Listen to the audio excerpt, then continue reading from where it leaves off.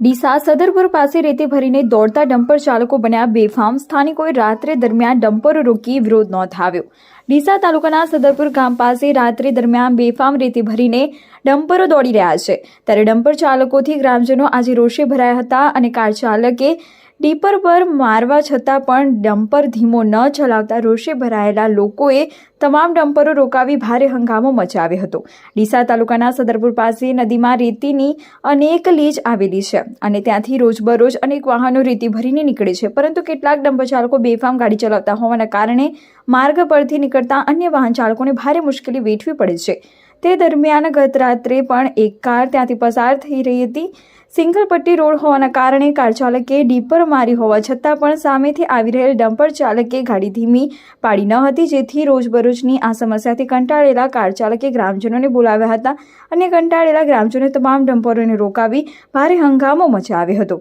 ઘટનાની જાણ થતાં જ ડીસા તાલુકા પોલીસ તરત જ બનાવ સ્થળે પહોંચી હતી અને ગ્રામજનોને સમજાવ્યા હતા, જ્યારે ડમ્પર ચાલકોને પણ વાહનો ધીમે ચલાવવા માટેની સૂચના આપી મામલો થાળે પાડ્યો હતો।